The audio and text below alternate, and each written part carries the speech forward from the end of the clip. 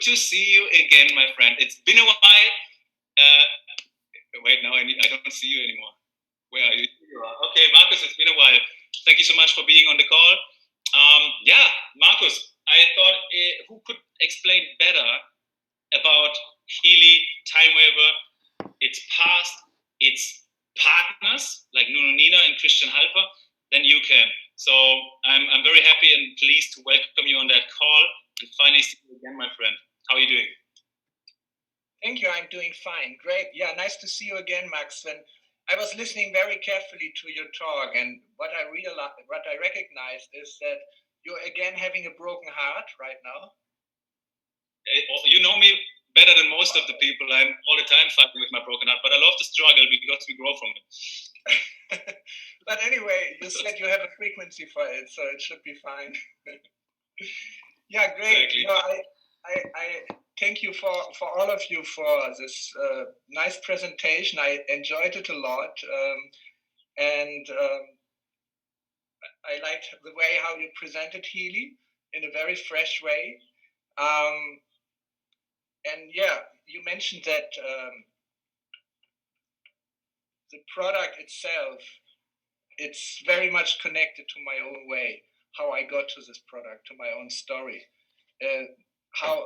which people I met in my life, and so on. So all this is a long story, and I don't want to make it too long, but I like to mention this time, which you mentioned also when I was a monk.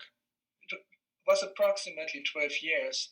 I started quite young, after my studies of physics. Actually, I have to begin the story earlier because when I went to university, I was 17 still.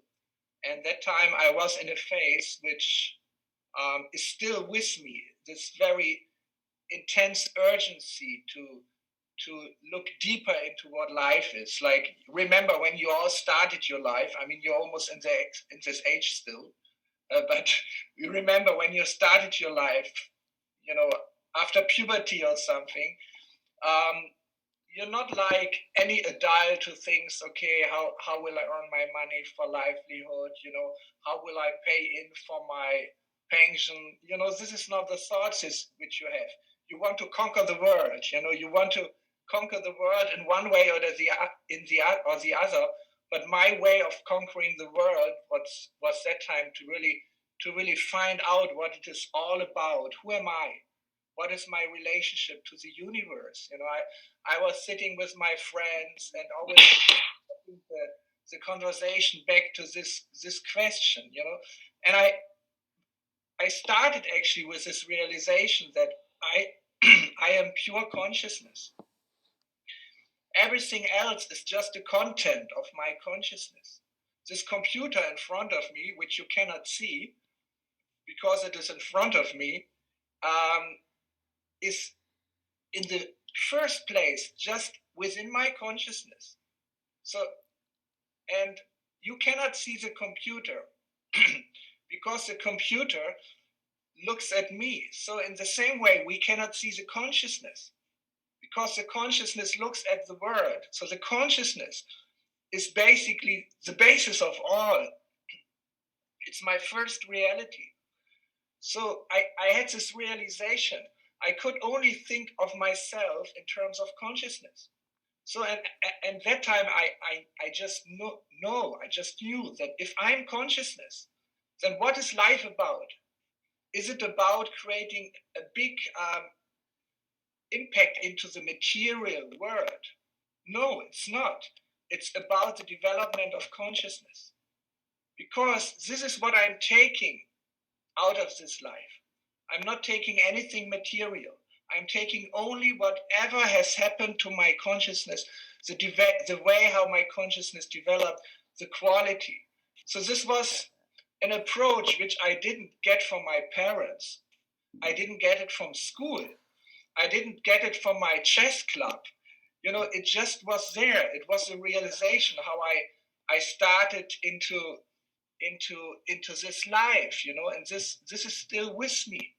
Of course, now, a little older than that time, almost a good part of my life in between now and that time, I realized, okay, this was maybe also a little imbalanced, because there's life, and life in itself is a value and has a value. So everything we're having around here, all this material energy, all this matter around, is basically a reflection of our consciousness. So our life is a manifestation of this very consciousness I was talking about. So it's not white and black.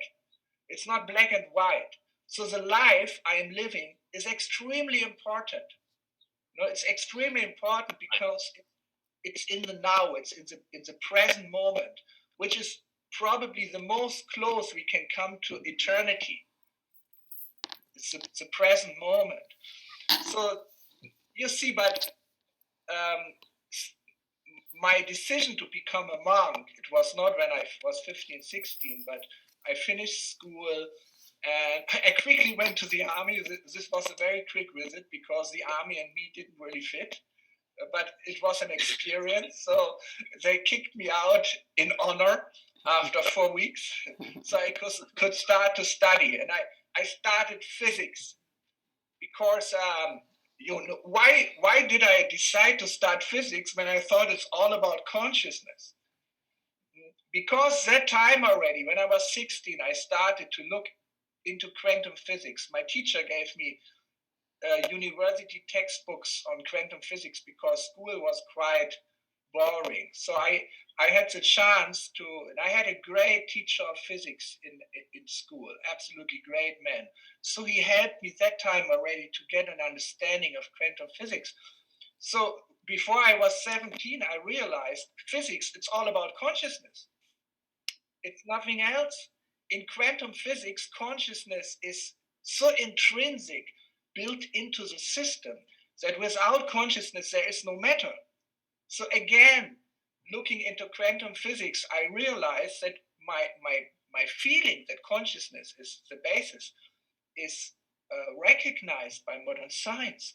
Consciousness is the basis of all quantum events, and everything is quantum events in this material energy. So this thing out of there, even this computer in front of me, doesn't exist independent of my consciousness. What an amazing realization. This is actually the realization which physics came 100 years ago. 100 years ago, 1920, was approximately the time when all this quantum physics condensed and realized. And, now 100 years after, we still didn't get it.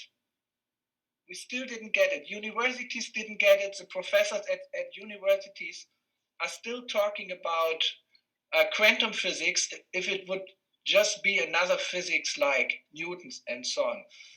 So, but then if you look deeper into quantum physics, you realize that there is something analog to consciousness on the material side. Because of course it's energy, but how is energy manifested? It manifests through vibration in quantum physics. And it's not that the energy vibrates, but the energy, the quantums of energy consist of frequencies. That's a big difference. You might think in terms of energy. So if the energy starts to vibrate, then things are going on, but that's not the real picture. Energy doesn't exist as a continuum in quantum physics, but only in quantums. And these quantums are vibration, and vibrations are frequencies. So frequency is even more fundamental than energy, and it's very closely connected to consciousness. And then remember, after after finishing my university studies of physics and philosophy, I make it very short, I realized that my questions, why I started to study physics, were not answered, but there were more questions, and I had no idea how university could answer them. I could stay 100 years at university, it will not answer. It will just create more unanswered questions. So I decided I need to go another way. I need to go deeply into consciousness. I have to leave everything else aside. And this is what you're doing if you become a monk, especially if you become a monk in a very old spiritual tradition in India, which are completely focused on consciousness and not on the external. So this was my decision then. But then studying this old Sanskrit text, the same thing was confirmed, because in the old Sanskrit text, the Vedic text, the basis is consciousness. But on top of consciousness, vibration is the center of reality, and vibration has frequency. So the same story which I found in modern physics, I found again, leaving physics aside and looking into the oldest texts which humanity has, the oldest scriptures, and they all talk about consciousness, vibration, and frequency. It's called Akash in Sanskrit. You have heard this. The Yes. Akasha Chronic, yeah? So the Akasha Chronic is another important concept, which is very important for healing, because Akash means space, but it means the space behind space, which is not a space extended. The ether, but right, Marcus? It's like the ether, basically, the room, the everything. Yeah, it's everything. So it's a nothing. So everything and nothing don't give us a clue what it is. So you have. So Marcus, tell us, how did you eventually connect spirituality and your findings and your discovery from the time you were a monk into the quantum physics, into the science, into the technology, and into building the time waver? Yes, actually, the question comes at the right moment, because telling my story, I'm just arriving at this point. Because at one point I realized, oh my God, what I'm looking in here in the laboratory of consciousness means being a monk, but as a monk also looking into the old knowledge, both sides come to the same point, that you have to look into consciousness, vibration, and frequency. And there's another concept, and that's extremely important, because even there is a basis of frequencies and vibration, which connects it with its consciousness. And this is Akash. And Akash is not really the level, what you said, it's space, but it's much deeper. It's the level of information. The level of information behind space, how space is structured, which vibration appears at which point in the space, at which time, what is the exact frequency. This is information, this is numbers. So information is the basis of the whole concept. And this is confirmed by one of the greatest contemporary quantum physicists on this world. He's from Vienna. His name is Anton Zeilinger. He's called Mr. Beam because he's able to actually beam elementary particles from Tenerife to La Palma. This is the greatest distance which he managed. So very advanced. And he said, if you look at the deepest level of reality, it's not matter, but it's information. It's pure information. And this is what I call the information field. So this is where my journey to healing started. I realized there is an information field, the Akash, which has all the deeper information, all the knowledge about how our body is structured, how our cells are communicating, how our cells are combining to form organs. So this information field is so important. We have to connect to it. And we are connecting to the information field with our brain every moment. We could not exist otherwise. You know, when I'm talking now, I'm not talking conscious. I'm becoming conscious about what I'm talking, but it's all prepared in the unconscious. And the unconscious is connected to the information field. So then I had this ambition. This was around 1998. I was still a monk, but it was a fading phase of my monkhood. You know, I already realized I'm not meant to be a monk. I have to go back to the world. I have to start a life beyond monkhood, but with the same ideas.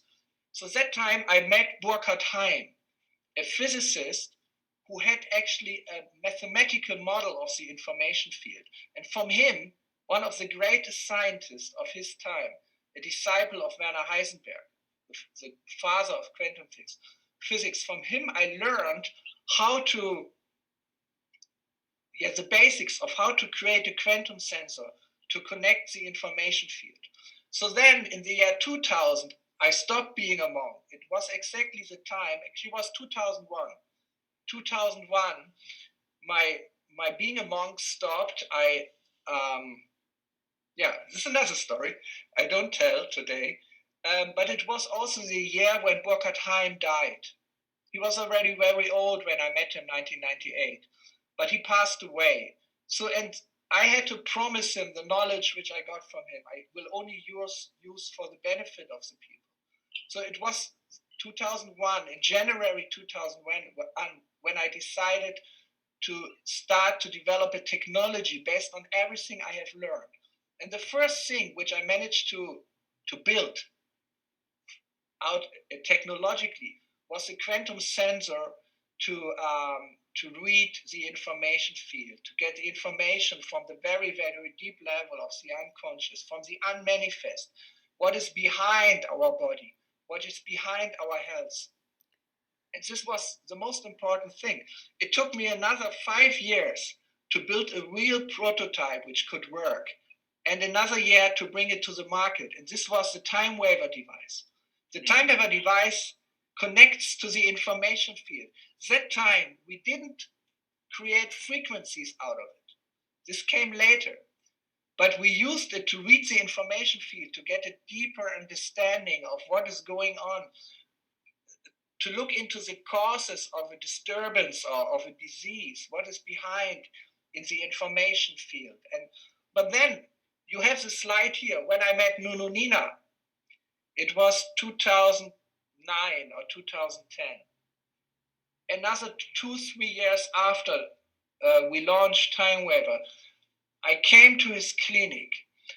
Of course, I have studied everything about frequencies already. I studied Tesla from starting my university studies. I already published a book about frequencies, 1997, which is called The Fields of Life. But when I met Nuno Nina, I got convinced that we have to integrate it in our technology on a very, very important level, because I saw what you can do if you find frequencies from the information field. If you just apply any frequency to you or to anyone else, there might be effect or not. But if you get the frequency through the information field, exactly the frequency which you need right now, then it's a resonance effect. It's a resonance effect. And quantum physics is all about a resonance effect. If you get the right resonance, and there's not one resonance, but there's a spectrum of resonances. If you get the right resonance, you change the quantum state of the system. And this is what we are intending to do with healing. Markus, sorry to interrupt. Just correct me if I'm right or wrong, but I remember Nuno Nina, he was actually the genius who was helping and treating people with frequencies. And just by his knowledge and understanding about frequencies, he could kind of define himself what kind of frequencies that person needs. But he has never had the technology like what you basically created for him, that a quantum sensor can actually analyze and then read exactly the frequencies that person needs. So he doesn't need to do use his knowledge anymore, but now he got a technology for that. Is that correct? Absolutely correct. And I'm so happy that I don't have to tell all the things you have already. Bring it on. Quick. All of you have understood it quite well, so I don't have to add. But yeah, that's actually true. Nuno Nina got to know about me from a friend of him or a disciple of him in Norway. It's a natural practitioner. His name is Jan Frederick Policzynski. And he actually developed the deep cycle, which you have mentioned, which is one of our greatest cycles of frequency programs covering all the bioenergetic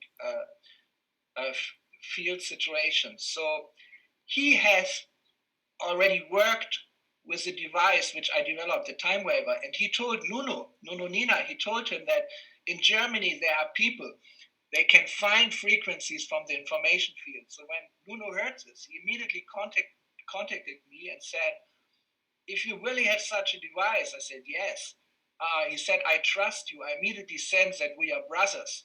So I visit you in Germany. I would come next day. I said, no, stay where you are. The weather in Germany is not very good. It was end of September, but I come to you. The weather in Lisbon is much better. So I like to come to the Atlantic Ocean. So I visited him, but the real reason I came to him is I wanted to see his clinic.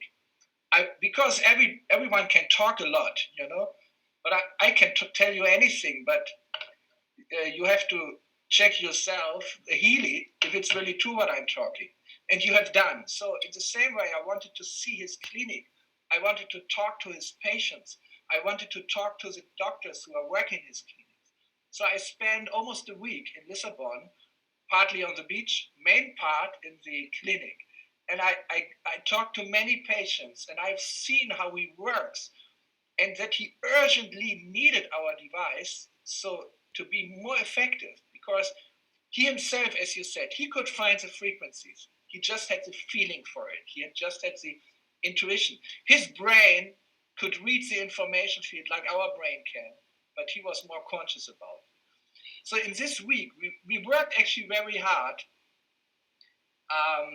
on the concept of a device which he could use in his clinics, which combines my knowledge and all the clinical experience, how to use frequencies, and the frequencies which he found in 15 years to have a medical device which is legal to be used in clinics. It's a very hard job. And this is the job we did in the next 2.5 years. And the outcome was actually something like the Healy, something exactly like the Healy, but big like this. 5 kilograms, and it sells for 18,000 euro, almost 20,000 euro, because there's so much behind, and so much service, and so much knowledge behind, and very costly in production. So it took us from that time another 7 years to make it so small, make it so smart, connected to the internet, build a quantum sensor inside. I show you the quantum sensor. Here it is. You see, this is my special Healy prototype. Only one of them exists in the world. It has a hole in the back, so if you look inside, you actually see nothing. Because of the light, you can see nothing. But if you could see inside, I can see inside. I see the quantum sensor. So the quantum sensor is built in the Healy. It's right in the center of the backside of the electronic circuit. And on the front side, you have all the frequency generators and the CPU to control it, to create the frequencies which you need, actually with enough microcurrent so that you can feel it and that it reaches all the cells in your body. Wow. Hey, look, I think this is, again, so worth mentioning. We have basically